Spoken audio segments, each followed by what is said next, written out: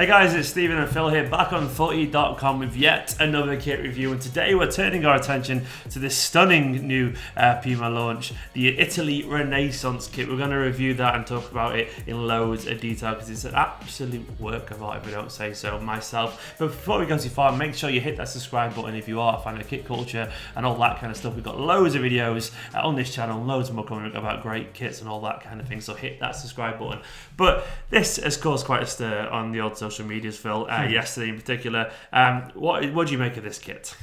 Yeah, I think I'll definitely go out and say it's a really lovely design. Possibly one of the standout shirts of the year, actually. It's come quite late in the year, so there's that kind of newness thing. But I think when the dust settles, it will still be a really good standout look. And I think, it generated a lot of buzz yesterday, as you're saying on social media. A lot of people talking about it.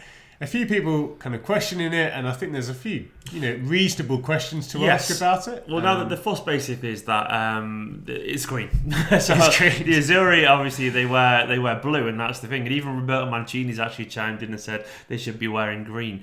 Blue, not green. They're going to be wearing this for what is essentially a home game as well. They're going to be wearing it. What's the date again? Against Greece at the Stadio Olimpico. So they're playing in Italy at the iconic stadium, wearing a green kit. And they've not worn a green kit since 1954 when Italy beat Argentina, which is a coincidence I'm wearing the shirt, at the Stadio Olimpico as well back then. So that was only basically a one-off. And what I did a little bit of research as well. And apparently, I just read an article about it. The youth teams used to wear green, and the idea was that the old youth teams wore green for Italy, and then eventually they'd get to be promoted to the famous blue shirt. So as an incentive kind of thing. Research. Good research. So this is why it's caused a bit of a scene, because they are going to be essentially abandoning their blue roots for a while.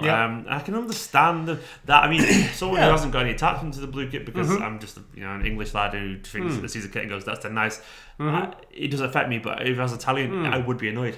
See, I think that's really good. It's really good that you pointed out actually the kind of the thinking behind the kit. Yeah. Because actually, I think timing-wise, if you're ever going to do this sort of thing, and it's a big thing to change your colours. A few nations have done it once or twice. I think like Mexico wore black kit this year, and that was a bit odd for their home kit. But anyway, I think the timing makes a lot of sense, given that Italy have essentially, certainly since failing to qualify for the World Cup, obviously gone on a bit of a renaissance in terms of the team. It's a much younger team.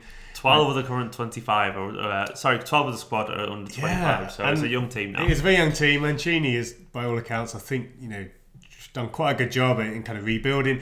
So, if I'm not a traditionalist, I think this one is actually, it does make sense because of the timing. I think, it is, as you say, it's going to be worn as a home kit, but as far as I know, they'll still have a blue kit next year as a new home kit. But I think it does kind of bring up a bigger question. This is probably another topic for another video about third kits for national teams, because obviously most national teams don't have third kits. Especially, that does bring a good question. Like, what are the boundaries of third kits when they are basically being used as a home kit? Because they are using it at the Stadio Olimpico in Italy. It's like that. You see that a little bit now. Like we saw it recently with Real Madrid versus PSG when they're both wearing example. I hated that. I actually hated that. They were both wearing their special kits. It's like, it's the identity of a home kit. And I feel like, I guess in 2019, people were going about against modern football and that kind of stuff. And it feels, this kind of stuff does feel like that way. It's very much kits and very much erasing a lot of identities of clubs, but at the same time they should be probably establishing them. And I am a traditionalist at the same time. I do like to embrace change and all that kind of stuff. Like I understand both sides of the argument, but I must admit, like as a Manchester City fan, if City were wearing anything but blue at home, I would be fuming. I would be genuinely fuming, because it's like, that's not, we're just selling out to marketing basically. That's what happens in that instance. And the thing is, it's obviously a debate. It's just saying we've had in the club scene for quite a while now. It's nothing new to see teams wearing their away kit at home, as crazy as it is, and that happens. Teams not wearing their home kit to instead wear a third kit, as you say, for marketing reasons. So we have to be kind of smart about these things. We know that obviously this kit is basically just designed to sell.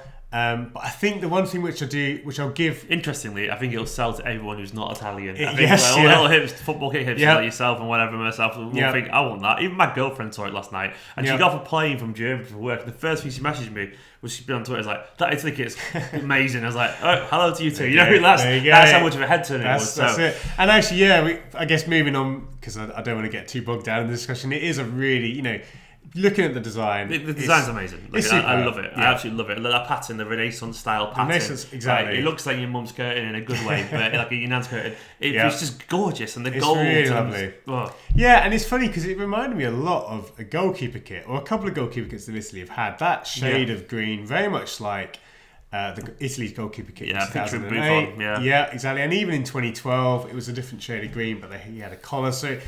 But it's much nicer than those kits. So even though there's a bit of a goalkeeper vibe to it, actually, as you say, the Renaissance pattern, at the end of the day, it really works. And it makes sense again for Italy, given obviously their history with those sorts of patterns. It feels like it's been plucked out of a palace somewhere, and it really is a smart look. It reminds me of walking around the Vatican so much. I've been to Rome a few years ago, and it reminds you of it so much of all the tapestries and art you see in the Vatican City, and it just reminds me of that. It's a beautiful shirt. We can't deny that. You could debate all day about whether it's a good shirt to have in terms of what it means to the fans, but it does feel like at the moment like kids are crossing into popular culture a lot, and the shirts like the Nigerian one, and now shirts like this and whatever are a large part there because it's just nice. Like you want it to wear a pair of jeans, never mind on the terraces, and that's good.